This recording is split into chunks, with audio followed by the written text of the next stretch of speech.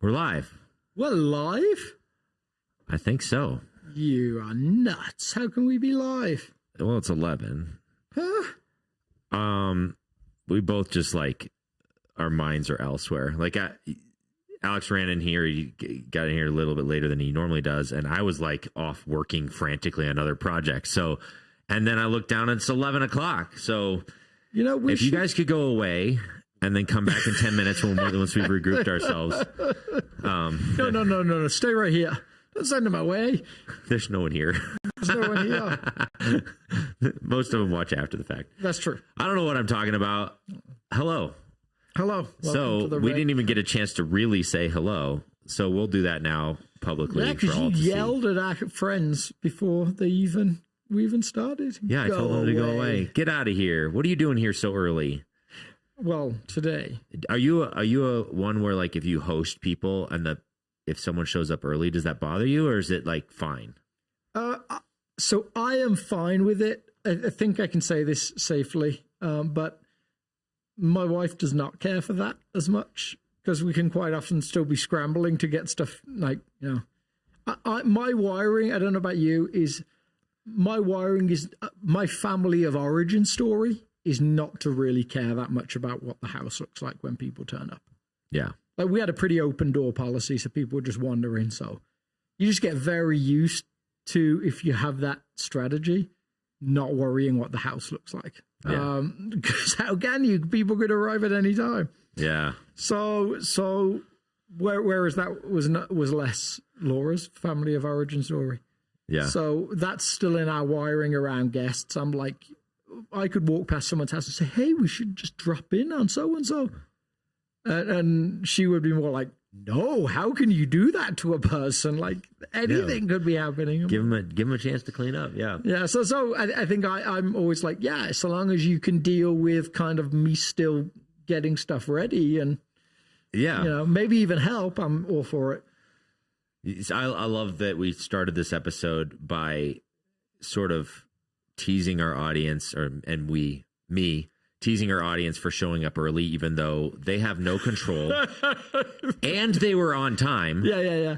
And they were watching a recording. Brilliant. So we should just delete this whole thing. Yeah. What are we doing? Welcome to the Red Couch Theology podcast, where we have no idea what we're doing. Yeah. And two white guys with two white guys with a podcast. Yes. Fascinating. Yes. All right. Well, so I'm glad you're doing well. Myself too. My head's spinning in a dozen different directions, but we get to actually focus on a single topic. Yeah. And by single topic, I mean the entire Bible. Well, and we are, Lent is like, how do you feel about Lent? Are you a person who really, I know some seasons you really like, was it last year you were reading Fleming Rutledge? You were just like immersed. Yeah, so Lent this year has been very disappointing for me because I'm not reading Fleming Rutledge, and I thought I was going to be reading Fleming Rutledge because it's the crucifixion is one of my assigned texts for the class that I'm in right now. That's nuts. But the timing of it was I'm not finished with the previous assigned book, so I'm going to pivot to Fleming Rutledge next week, probably after Lent. Or in the last week of Lent. The last week of Lent. Oh, that's not bad. Now, in fairness, like it's a big volume. I'm already halfway done with it. Okay. From last year. Yeah. And then I just sort of set it aside, and then now I get to pick it up. So I get to pick it up on one of the next atonement theories. I don't know which one. Yeah. So I would say I feel similar about Lent this year. I think part of it was like traveling in the middle of it. Yeah. We went to Aaron and I and some of a couple of the other staff and spouses were at a conference. Like, did you actually feel the interesting nature of that? Like, not a single mention of Lent during the whole of that conference. I know a lot of evangelical churches that don't do anything with Lent. Sure, yeah. It's definitely a trend. So, which is fascinating because you really like your pace changes. Like Lent is almost like an inbuilt time for some like focus on things like repentance, on lament, on all those sorts of things. I was actually just reading one of the chapters I'm teaching for like our Images in Revelation series, and it's actually not used in the text, but entitled A Lament For. Like, and there's intentional space for that in Lent. Yeah. Which, unless you're very particular about it, you probably don't get in an evangelical church. So I love the rhythm of that. I just feel like it's been hard for me to find. I was sick at the start of it. I was then away for a week. And just so like, I'm like, where is my Lenten focus? Yeah, like I was actually going into Lent, I was feeling like my soul was full and like excited and like just really in a spiritually like vibrant place. So I was like, this Lent's going to be awesome. And then I've kind of felt the same way. So what I'm hearing you say though is like you have this statement that you've used a couple years in a row around Lent that you get out of Easter what you put into Lent. And so what we're essentially telling you on the show is that Alex and I are not going to get anything out of Easter. Anything might be too no, just that's the gift of Easter, is that sometimes it just surprises you, right? But as far as intentional rhythms go, I unquestioningly, I am determined or convinced that a focus on Lent will enrich your experience of Easter in the same way that a fast will enrich your experience of tasting chocolate. Yeah. Like, you don't eat for a few weeks and then you get that tiniest bit of the touch of chocolate. It's like, wow, this is a beautiful gift. Yep. So I think especially, and this year, without giving too much away, like when we think of atonement and the different theories, we're landing a little bit more on the Christus Victor theory of atonement this year, I think. There you go. Homework assignment. Look up Christus Victor. So when you think about death and then couple it with the defeat of death, when you experience some of that, when you sit in some of that, actually just unconnected, but we've had like 3 or 4 community members pass away during this season of Lent. Which, maybe that's the weight of Lent has been for me, has been that actual navigating. I just heard of another, the physical death. Another South person who's got a family member who passed. Yeah. Sure. And so that when you see that and the heartache of it, I was just sat with a friend who, her husband died years ago around this day, and there's a weight to that. And so that when you see that and what it does to people's lives and the cost of it and the sense of like, we're not made for this, and then get to Easter and celebrate the defeat of death.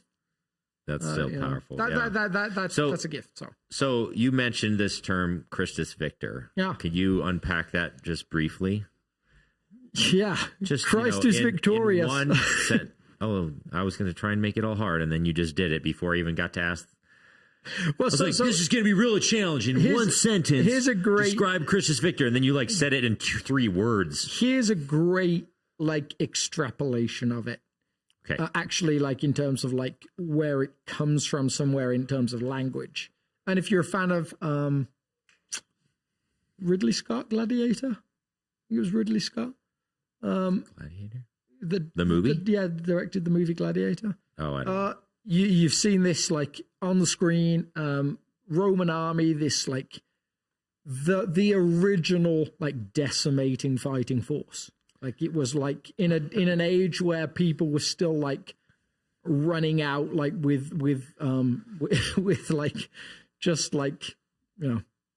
everyday clothes and into battle with just there's all these stories about the Greeks essentially fighting naked in Troy and stuff like that, and then you turn to this Roman army with its siege weaponry and its cavalries and its archers and the use of all of this technology. It's this fighting force that just is decimating all, bringing death with it wherever it goes.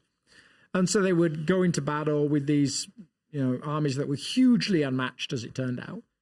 And at the end, someone, usually the general, would throw his arm with his sword in it in the air, and he'd declare Roma Victor, Rome is victorious. Huh.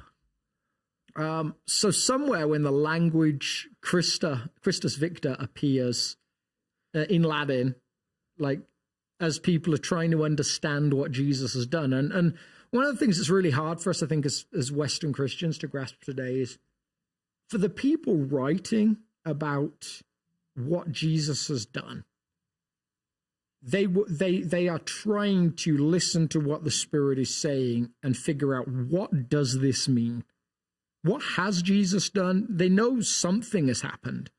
Yes. Like the earliest understanding is probably that Jesus has offered forgiveness for sins that they already have an awareness of, and a resurrection that promises them resurrection too. But there's this whole process of like, okay, what exactly in spiritual terms, in academic terms, what does this mean? Yeah. So like, why does an individual dying on a Roman cross, why does this particular human, Jesus, dying on a Roman cross, why does that do anything? Yes. So what actually, what's the lever that is pulled? Yeah. And at so, that moment? That's a great term. So everyone's got that kind of, like, in the first centuries trying to figure that out. Now, fast forward to like 2010, 1990, whatever, 1978 in the Chicago Conference. That has now got to a point where there's a whole bunch of people that think, oh, the distinct lever, to say it correctly, that is pulled is a substitutionary atonement thing. Yep. Like, we all needed someone to atone for us, and it should have been us, and so Jesus did it instead. But if you went back to the first century, most people would have said, well, sure, that's one idea that we have. Like, we've got some concept that that's what happened, but that's our theory on it. And so then there's all these other theories that develop over lots of time. You know, some like very centered around 1000 AD, some that seem to come into like emphasis a little bit later. But Christus Victor was actually probably, most people would say, the earliest one. And that's literally that just as Rome was victorious against all these nations, Jesus was victorious over death. Death and the principalities and powers. Exactly. Yeah. So that's one of the beautiful things. And Fleming Rutledge isn't the first person to do this, but she's very, very powerfully articulate about when she talks about the cross and salvation and all this process. She's constantly reminding her readers that there's not two actors, or like depending, like it's the characters of the story arc isn't like God and humans. It's and then maybe Satan, or she's like very clear. There's God and humans, and there's these principalities and powers at force, which includes Satan. Yeah. It also includes these like other spiritual beings, maybe at the beck and call of Satan, but it's also this almost semi-sentient power that comes in the movement of human beings. Which is a lot of what Revelation's been talking about, like this idea of the beast and. Is this an individual? Yeah. Is it a human or is it a spiritual being? Yeah. Is it, does it have consciousness? All of those things? And Fleming Rutledge would say, yes. Yes. Yeah, all of the above. Yeah. There's spiritual, actual entities that are involved. Yes. Intertwined with the brokenness of a human being. Yeah. Intertwined with that almost creates this third thing that is a semi-sentient sort of thing. Yeah. And that's where we wage war with is these principalities and powers, as the scriptures would use them. Yeah. So, and then when Jesus dies on the cross, he defeats death and all of that stuff. And I think I think that most people who've written about this would say that it seems like C.S. Lewis actually famously said, Christianity pushes us close to dualism. as you can possibly get, and then pulls back a little. Like it sits on the verge of Satan is the great opposition, and under him these different powers that hold sway in different ways, and that body of evil that's interrelated and all those different things. Jesus is victorious over all of those things and the effect that they have on human beings, which is both like death is actually like on one level the inevitable outcome of life separated from God, but also like a distinctly physical thing that like is maybe like connected but not connected. Yeah, you're right. There's a very weird organizational chart that flows there, but reducing it down to the physical death that humans experience that in the earliest narratives of Scripture are not intended for human beings. Well, Christ is specifically victorious over that, and the powers behind it. Yep. Now that's a thing that in the Western Church is often forgotten. In the Eastern Church, it's still the major celebration of Easter. Yeah. Like there's a writer called Frederica Matthews Green who her main work is like she does blogs but she just I've quoted one passage that she wrote around what happens here more times than I can count, because she just captures these ideas of like this proclamation of Christ is risen from the grave, conquering over death by death. Like, one, it's the weirdest victory that you can possibly imagine. Yeah. It's like if the Roman army loses a battle and then declares victory in the midst of it, because that's how it seems on the surface. Yeah, that's how counterintuitive the gospel is. Yeah, but that, like, she talks about how this victory, it like rings like the glorious like bells of a church. It's like it's a resounding sound that like echoes all around us. And so whatever we do, like, we can't lose that, even if substitutionary atonement or ransom theory come more readily to our Western minds. And metaphor is so hard for us to see for what it is. Like, we tend to get obsessed with the metaphor itself, don't we? I think anyway. Like, so even when Scripture talks about trying to describe God, like, we hear God described as a judge, and we're like, oh, that's exactly what he is. He's a judge. And it's like, no.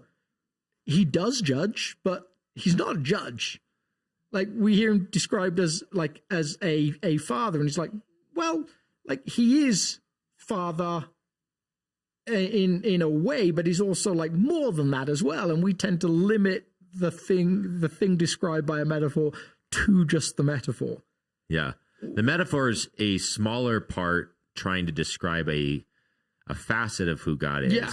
And we tend to try and wrap up all of God into the metaphor. Yeah. This is one of the reasons that, and some people said to me for a while, I talked about this just way too much in the church I was in at the time, but like fractals always to me just gave a beautiful picture of God, because a fractal is like an image that can be reduced down like innumerable times, and it still looks like the thing that's been reduced down.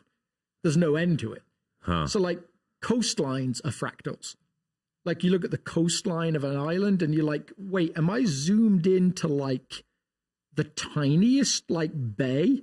Or is this just like the wider coastline of like hundreds of miles? Or is this the country itself? Or like, it just like, you're like, what am I looking at here? Yeah. And when you, there's actually a game I play regularly called Wordle, not Wordle, Wordle. So they'll give you just an outline of a country, and you have to figure out what it is, but they're all the same size.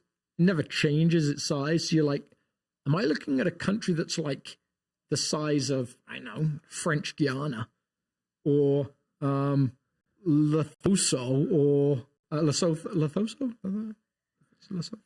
I don't know. Your geographical prowess is much higher than mine. Or one of these tiny countries, or is this Pakistan, or Kazakhstan, or like you lose all sense of like how big it is.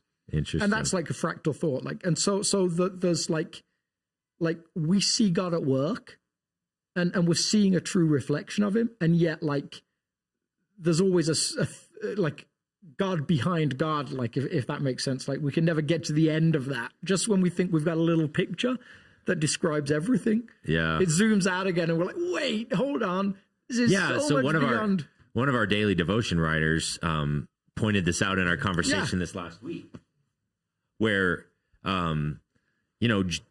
Revelation is this, like, its main agenda is to reveal Christ in all of his glory and kingship. And even Revelation 19 that we were in or something like that this week? It's like, he's got a name that no one understands. It's beyond, like, it just so like even the culmination of Revelation, it's doing its darndest to reveal the character and the personality and the kingship of Christ. We can't even wrap our mind around his name. Hopefully, all of the scientific work right now is actually helping you understand this concept. Okay. Because, like, you go back 20 years ago, 30 years ago, and there's almost this language of like, yeah, we kind of figured this stuff out. Like, Big Bang, like, universe begins, like, evolution, like, there's people talking in ways that were like, we kind of got a handle on this now. And then like a few discoveries later, and people are like, we have no idea what's going on here. We're like in a sandbox throwing sand around. Yeah. Like, we have no clue. We're like, we don't even understand how the human brain works, let alone like how these things be. Like, who was the guy that had the theory about quantum theory, where he was like, well, he had a quote around quantum theory where he says, like, telling someone you understand quantum theory is the number one clue that you don't understand quantum theory. Yeah. It's like just Einstein just called it spooky action at a distance. He thought it was blasphemous because it was so wacky. Yeah. And then a couple years later, someone proved it's definitely happening. Quantum entanglement's definitely happening. And he's like, unacceptable. Like this is Einstein. His mind was blown and had no categories whatsoever for quantum entanglement. Quantum entanglement. He's like, nope, we just haven't discovered the mechanism yet. There's no way you can travel faster than the speed of light. So what I'm trying to get, and what we're trying to get across here is this: like, God is bigger than the picture that you have of him. Always. Yeah. Even when the picture's grown and become bigger. And so, like, there's almost this, and that actually helps us interact with people who see God the way we used to see him. Because actually, if we can learn that there's other people that see him how we used to see him, how we see him now, and that all of us will be surprised constantly for eternity. Yeah. It actually allows us to kind of surrender a little bit to this beautiful trust that, a friend of mine used to say it like this, like when he got to the end of like what he felt like he could understand, he said, his name was Paul, and he said, like, he knows I'm Paul and I know he's Lord. Like like that like kind of, which is like interesting because that's all you need to know. Yeah, like totally. And it's not enough. And it's all you need to know. And it's not enough. And it's all you need to know. It's beautiful. So I think this is beautiful. Like, constant surrendering to. So on the topic of things that are hard to understand, the mark of the beast. I had one funny story from someone yesterday where they said they happened to run into a couple that were visiting.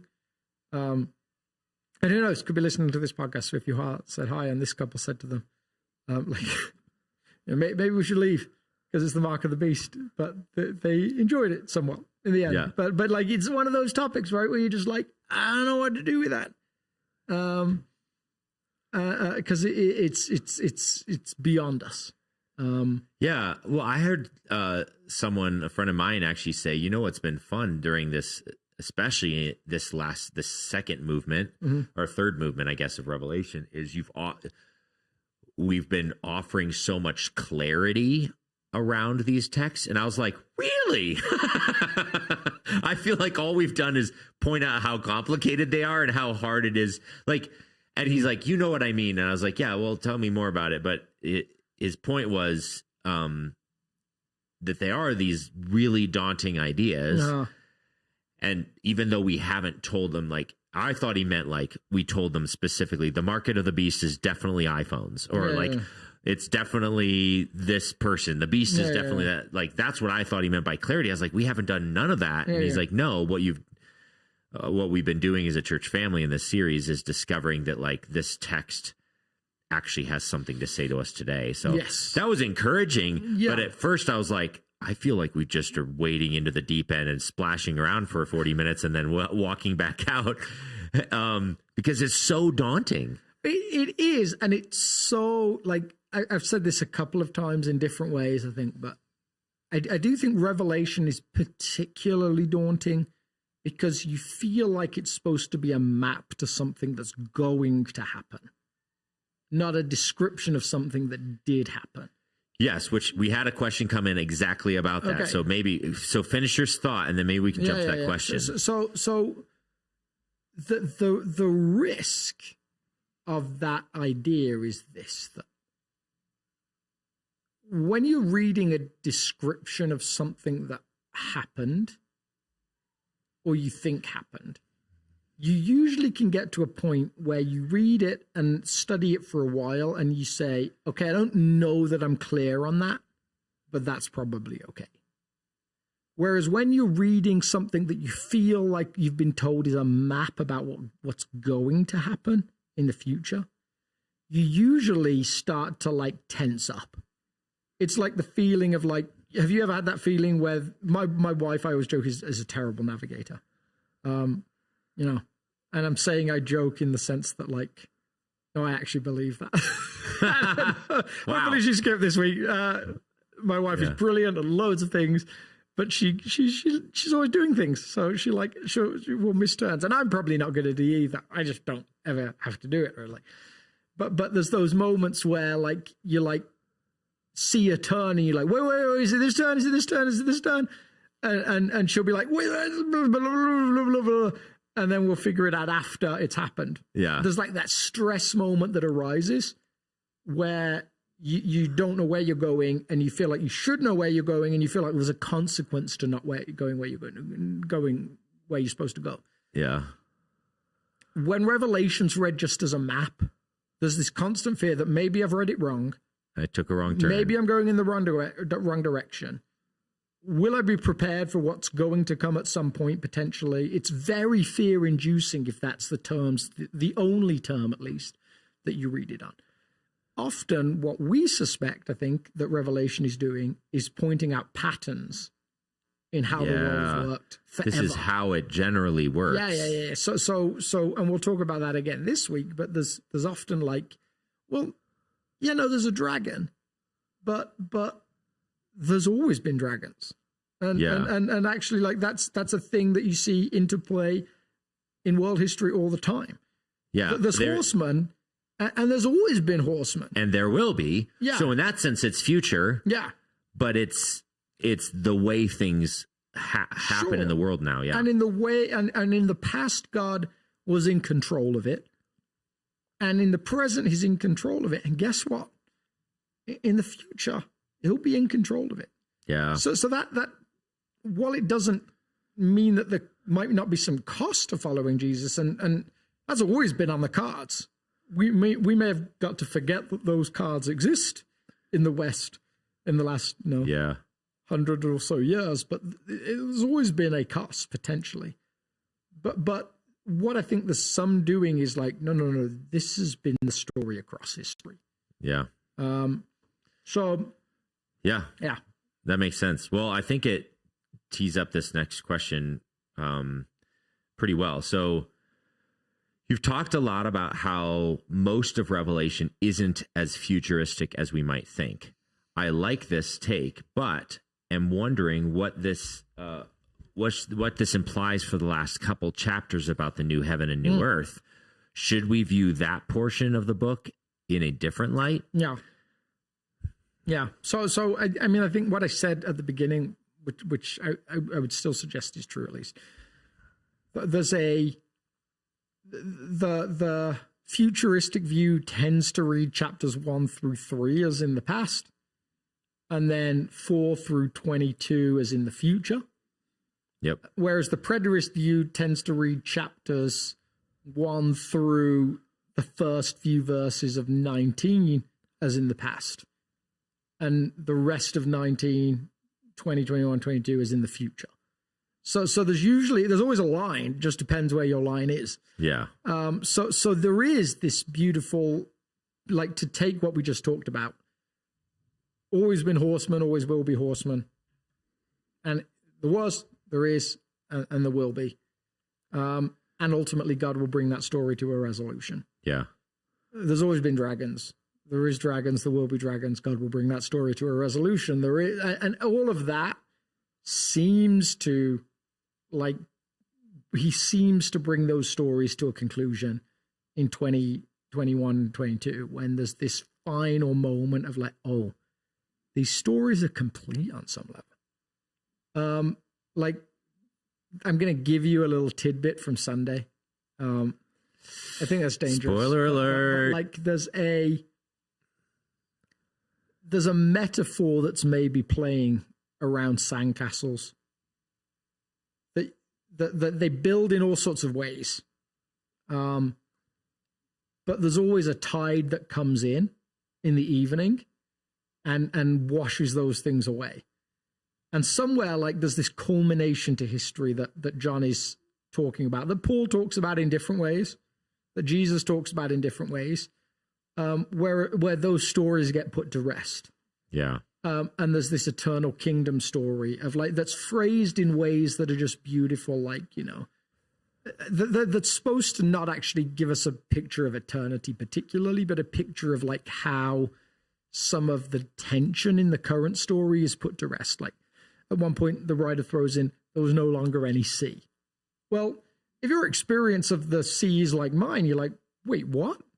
I love going to the beach. It's one of my favorite things in the world. Like, I love just, like, the smell of the air, the sound of the waves, just the freshness. He's not talking about that. He's talking about the deep fear of the sea as this, like, this almost water, like, yeah, chaos this chaos, space. yeah, chaos space that's not controllable. Like, the chaos is put to rest. There's this language around, like, there was no longer any sun, because the Lamb became the light in the middle of the city. And he's not necessarily talking about the sun as a good thing or a bad thing, but he's talking about God's presence as being the dominant joy of our life. Like, you think how much of what we experience about life revolves around the sun. Like, this is saying, no longer is it going to revolve around that. It's going to revolve around God's very presence in the middle of it. So he's constantly playing with these, like, we're putting to rest some stories at some point. And there'll be this continual story that will go on. Now, if you imagine yourself in the place of a first century reader who's experiencing persecution, experiencing poverty, experiencing, like, no control over your own destiny, experiencing all sorts of fears for what the future might look like living a life that's dominated around, like, just eking an existence, just subsistence living. And you hear a story about God bringing those things to rest, we forget how powerful that story is today all over the world. Yeah. In America today, and especially like 50, 60 years ago. Like, you imagine what it is to live like impoverished jobs, like that are hard on your body and wearing you down, and you're just eking out enough to live, and you hear these stories. They're life-giving. Yeah. I mean, you might even call it good news. You might. Now the tension in Babylon Bee, like, I've pointed out this a few times, but they are so insightful in pointing out this, like, tension that we have that might actually suggest there's maybe a problem with the way we live, or maybe the resources that we get to hold on to. Where they say, you know, like, American guy says, heaven, okay, second choice if he can't live in America in 2021. Yeah. We find it hard to let go of this current story because it's actually become a pretty easy story in lots of ways. Yeah. For so many of us. Yeah. So are you suggesting that we just, how do you, like, mess it all up? Do we pray that everything falls apart? I mean, one of the hard challenges might be to, like, give up a lot more stuff than we hold on to. I don't know. Huh. I mean, I find that story difficult. I'm as much drawn to affluence. You know, again, like it's tempting to give away some of this week.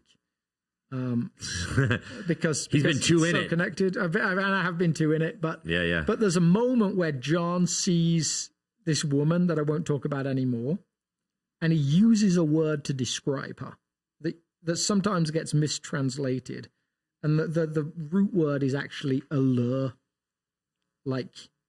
and that wouldn't be a misleading word actually.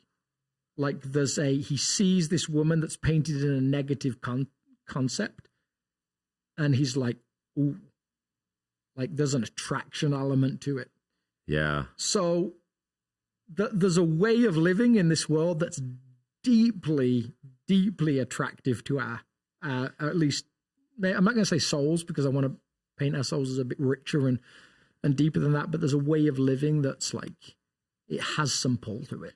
Yeah, so I've a lot of times, I mean, when I first graduated Bible college, again, if you don't know this, I grew up as a missionary kid. And so I was, my parents were missionaries in Rwanda, and we lived there through some pretty insane seasons. And they were like these amazing, like heroes of the faith, in the sense that they were in a very terrifying country and they did some beautiful things for the gospel and all that stuff.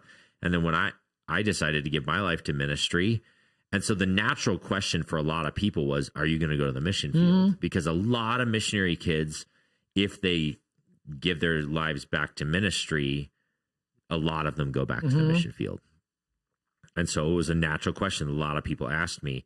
And I genuinely pondered that in various different moments throughout my Bible college education. But then I felt this distinct thought, and I don't know if it was God or not or whatever, like you can chalk that up to a couple different potentials, but that I was being called to one of the hardest mission fields in the world, not because it was war torn like Rwanda was, but because American culture can like lull the soul to sleep and then destroy it from the inside.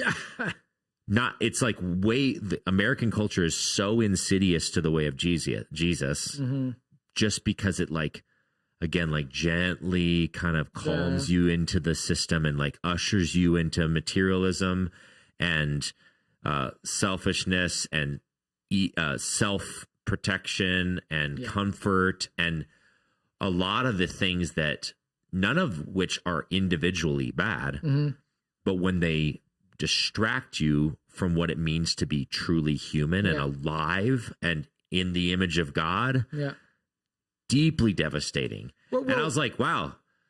Then I was like super scared about doing ministry in America, and it's proven to be as hard as I thought. Well, partly because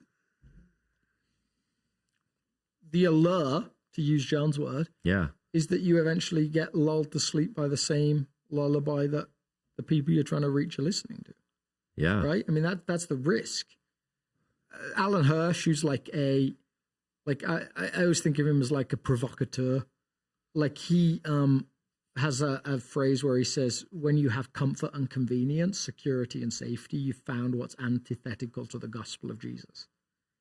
And I was in a small group thing with him not long ago, and I jokingly said to him afterwards, I said, like, I read Forgotten Ways, one of his, like it's almost like his like book that describes him maybe. And I was like, I read it like 12 years ago, and I've still been trying to figure out how to kick away the ladder that I'm standing on. Like, because, you know, you like a lot of what he says, you're like, oh, that makes sense.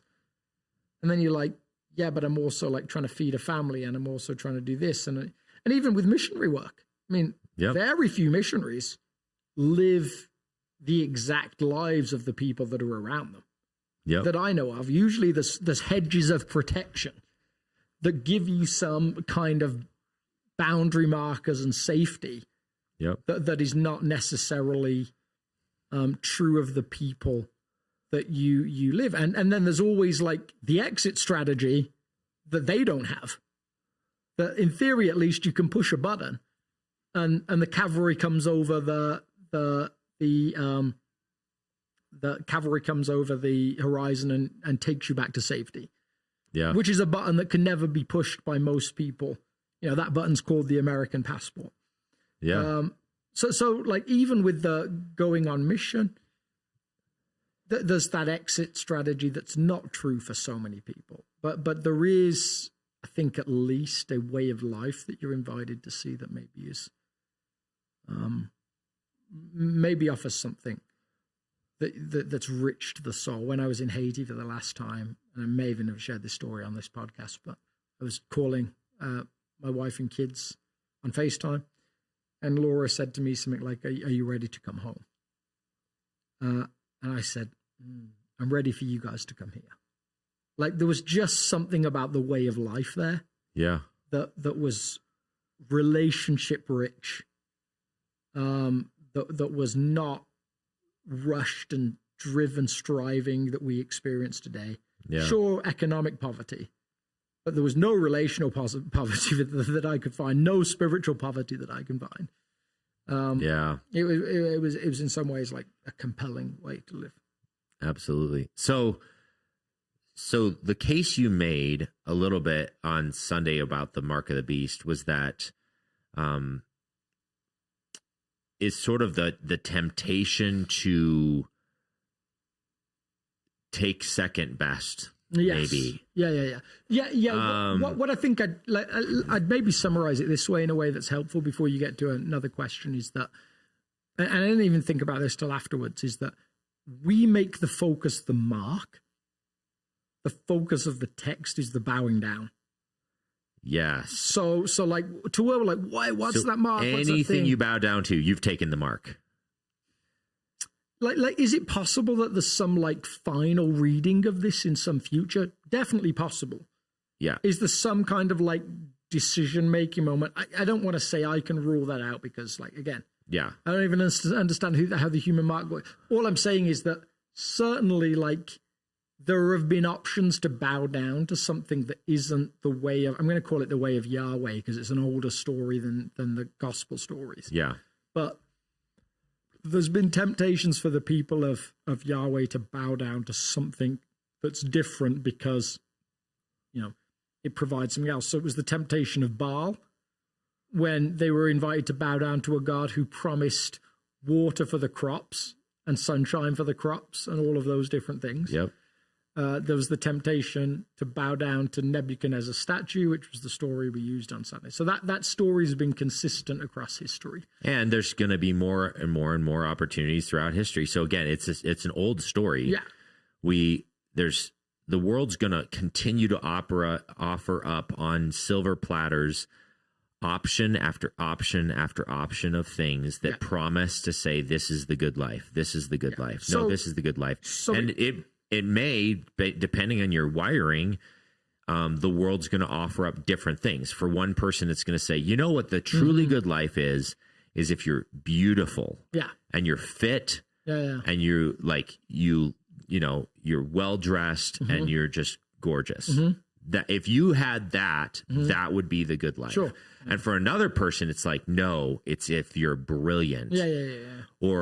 Or if it's, no, you have to have power, or no, you have to have fame, or no, you have to have. And so all of these could potentially be little marks of the beast that draw you in, kind of thing. Yeah. It's the Jack T. Chick track that we talked about at some point. Jack T. Who did I talk about? Was it not you that I talked about? It's like this guy that used to make gospel tracts in the 90s. Oh, no, I didn't talk about... No. So he's this guy that used to make these things, and they were always extreme. I think he was based in Ireland, and so, you know, at one point he has this tract where there's this band that are like, they're a Christian band, and they're like, they decide they want to try and make it. And they're playing a gig one night, and there's like 5 people there, but like they sound great that night, and this guy comes up to them afterwards and says, like, I want to be your manager. And they're like, wow, like really? Like, yeah. He's like, yeah, I love your sound. I think you're going to go a long way. I'm like, oh, okay, like, what's your name? And he says, oh, it's Mr. Sifa, Mr. Lou Sifa. and he's like, suddenly starts promoting them all over the place, and like suddenly start playing these giant venues, and like got these record deals and like life's amazing. And then you turn the page and like the next day, like Jack OD'd and John's on heroin and like, you know, like, and they're just suddenly, you feel like you've missed a page almost. Cause like, how did you go from this to this? Happy-go-lucky band, but heroin. But it's the offer of selling out for something. Yeah. That he's kind of presenting. And then at the end, like the last guy who's still alive or still sane or whatever it is, puts his hand in his pocket. He's got nothing left, and he pulls out the same track that you just read. So it's all like self-referential and clever and everything. But it's you know, I don't think those kind of tracks ever work. But it's the same idea that like this, you know, this thing that's like maybe offered to you,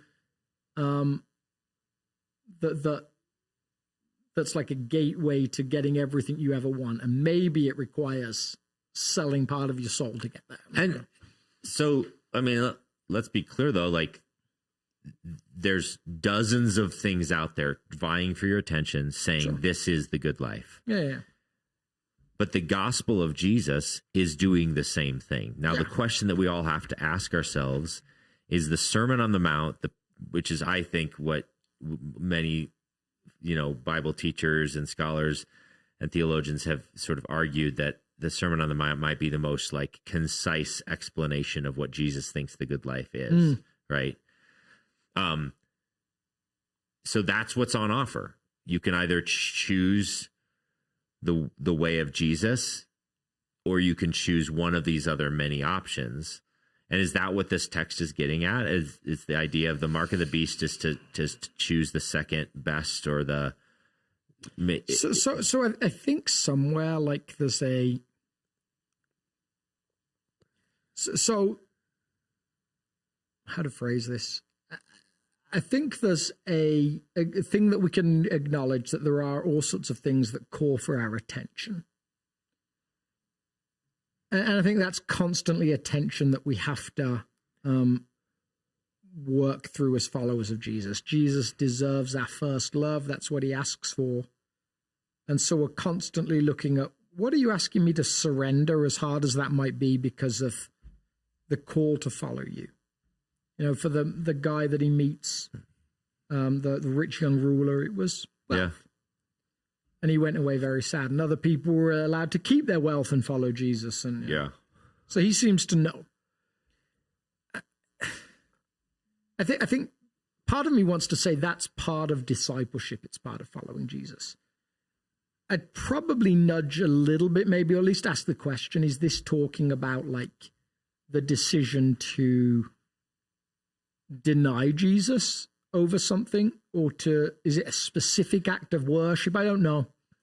Like there's a bowing down action described, like it's got a physicality to it.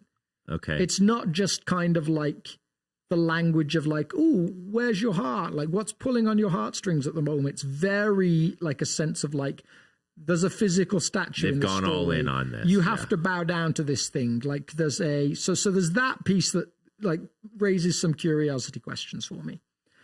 I think like a lot of commentators would say there's already a movement in John's time towards participating in business through bowing down and offering a sacrifice to the emperor of the time, with a suspicion that actually that might lead to very concrete rules around like only having access to Roman money if you don't like, and only being able to do that if you bow down. So like John's asking this question of like, when this goes to the next place, what's your decision-making process going to be?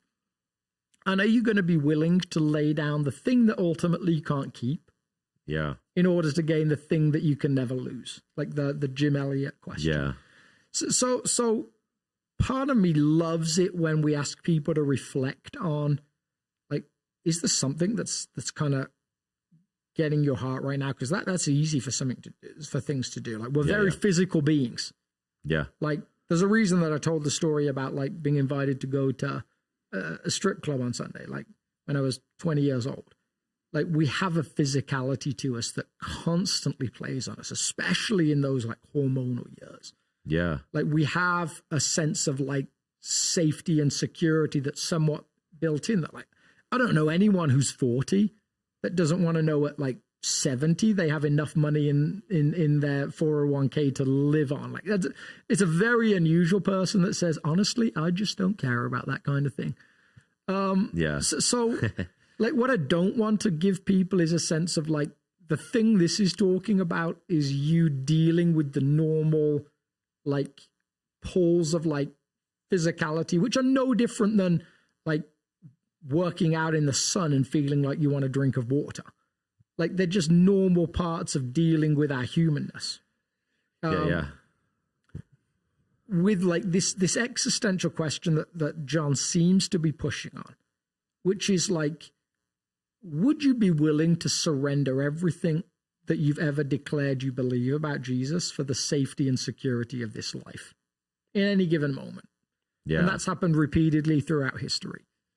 And then this like baseline question that seems we seem to be asked to wrestle with, which is like, when it comes down to it, what is your sense of security based on?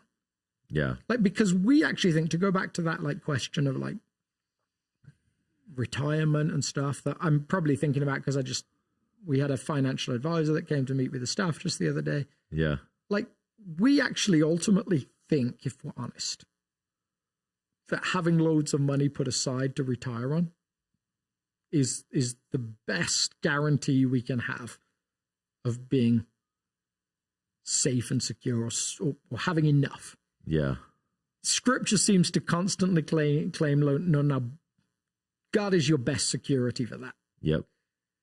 I think the hard thing is that we wrestle with, if we're honest. I wrestle with it for sure, so I'm going to assume other people wrestle with it as well.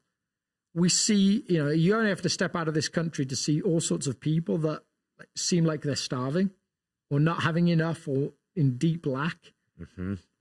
To be like, wait, hold on. What does he mean by that? Like, because some of these people follow Jesus way better than I've ever followed him, and they seem to be in deep need. Yeah. So we see in front of us things that like question our ability to be able to trust God to provide. Yeah. And so again, like there's this sense within John that will actually ultimately, like, you may not see the rescue you expect or want to see in this world. Yeah. Like that on some level, Jesus is talking about something far bigger than just this world. And again, so I'm kind of feel like I'm rambling a little bit there, but this is almost like, to me, this like multi-layered question. Yeah.